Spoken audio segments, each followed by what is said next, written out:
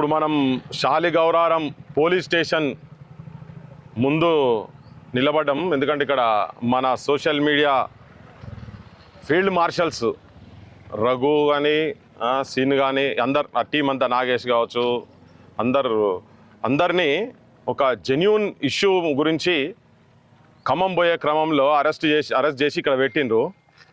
ఇది రజాకార్ల పాలనను తలపిస్తున్నది. కాసిం రజ్వీ నిజమైన వారసుడు ఎవరన్నా తెలంగాణలో ఉన్నాడు అంటే రేవంత్ రెడ్డి. రజాకార్ రేవంత్ రెడ్డి అని ఆయన నామకరణం చేయాలని నాకు అనిపిస్తుంది ఇప్పటి నుంచి. రజాకార్లు అంటే అవతల ఆయన రజాకార్ల వారసుడు అయితే ఇక్కడ ఉన్నలు షోయబుల్లా ఖాన్ వారసులు.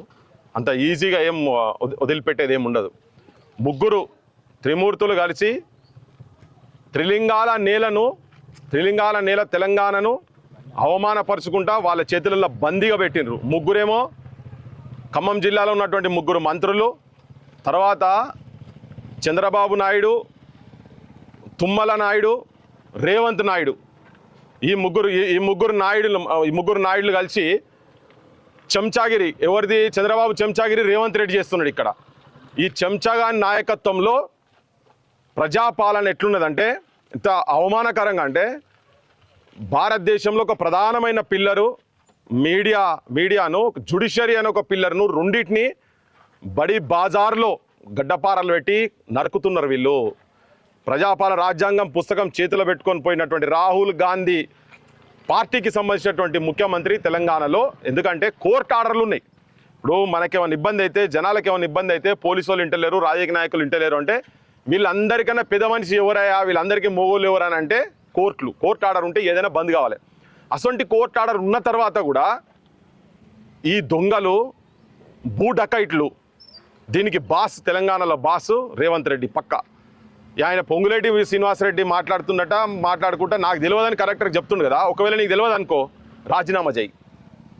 నీ జిల్లాలో నువ్వు మంత్రివి, రెవెన్యూ మంత్రివి. మళ్ళా రెవెన్యూ మంత్రికి తెలియకుండా ఖమ్మం టౌన్లో అక్కడ నువ్వు తెచ్చేసుకుని కూర్చున్నావు కదా, అది నీదే కదా, నువ్వు రాజీనామా చేయాలి.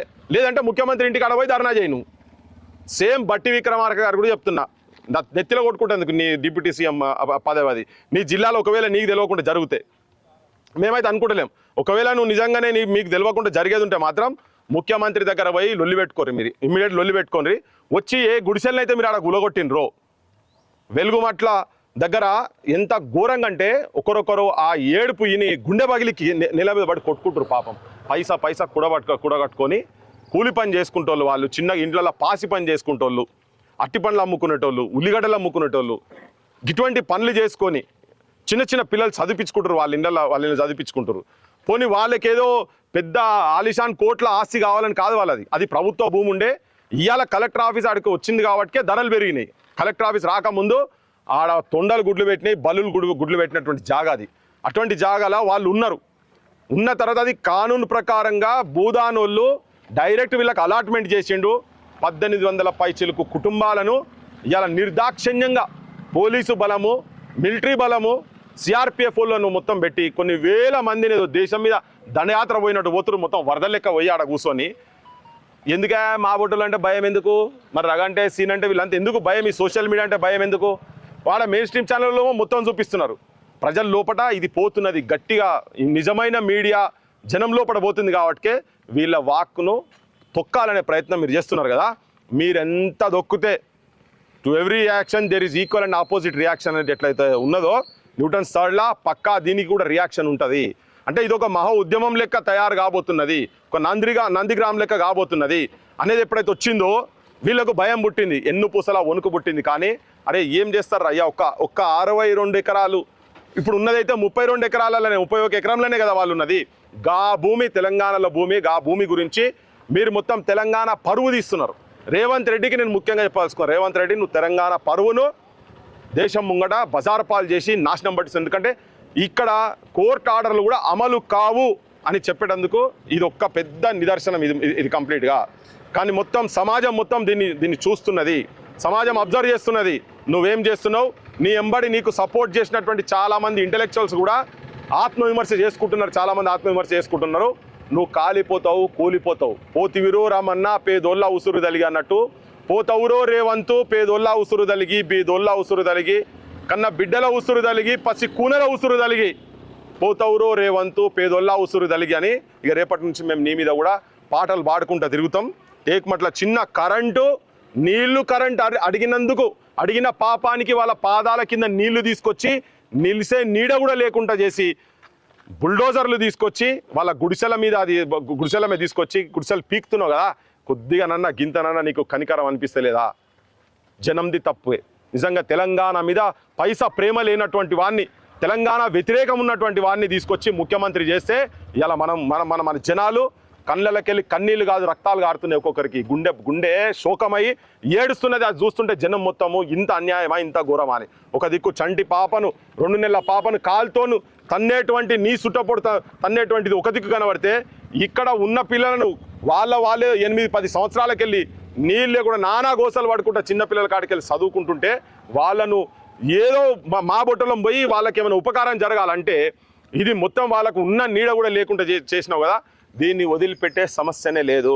తెలంగాణ జనానికి ఇయాటి నుంచి చెప్తున్నాం కదా, రజాకార్ రేవంత్ రెడ్డి జనం కూడా పెట్టండి వాట్సాప్ గ్రూపులలో. ఇగో ఈయనను రజాకార్ రేవంత్ రెడ్డి అని పెట్టాల్సిందే, లేకపోతే రజాకార్ రేవంత్ నాయుడు అని పెట్టండి.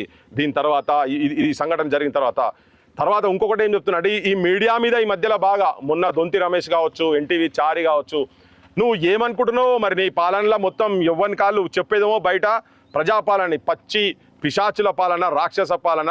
నువ్వు ఒక మనిషివి కనుక అయ్యేది ఉంటే ఇటువంటి వాళ్ళకు స్వేచ్ఛ ఇచ్చి పోయి నువ్వు సరిదిద్దుకోవాల్సిన అవసరం ఉంటుంది. నువ్వు దిద్దుకోవు.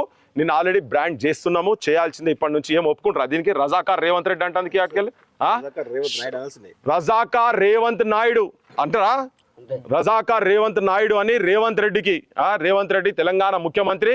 ఇక నీకు ఎన్ని రోజులు ఉన్నదో నీకు స్టార్ట్ అయింది, ఇప్పటి నుంచి స్టార్ట్ అయింది. ఆల్రెడీ చాలా రోజులే స్టార్ట్ అయ్యి, కానీ నువ్వు రోజుకు ఇంకింత నీ లోపల ఉన్నటువంటి రాక్షస లక్షణాలను, రాక్షస గుణాలను బయటి సమాజానికి చూపిస్తున్నావు. రాబాందుల రాజ్యంలో రాకాసుల మూకలల్లా జనం బతికే పరిస్థితి ఉండదు. నిన్ను ఇంటికి పంపించుడే, రాజకీయంగా నిన్ను బొందబెట్టుడే. ఆ భూమిలో మీకేమన్నా మీరు మనసులై మానవత్వం ఉండేది ఉంటే ఆ భూమిలో వెంటనే వాళ్ళకు మీరు ఇల్లు కట్టిస్తా అంటారు కదా, ఇందిరమ్మ ఇండ్లు అని చెప్పుకుంటా, మీ ఇందిరాగాంధీ పేరు చెప్పుకుంటా మీరు పోజులు కొట్టుకుంటా పొద్దున్నేసే మాటలు మాట్లాడతారు కదా. ఇగో ఇందిరాగాంధీ పేరు చెప్పి వాళ్ళకి ఇల్లు ఆడ కట్టిస్తారా? కట్టిండ్రి. కట్టించినా కట్టియకపోయినా మేము మాత్రం మీ ఎంబడి పడేది ఖాయం. తర్వాత ఇంకోటి,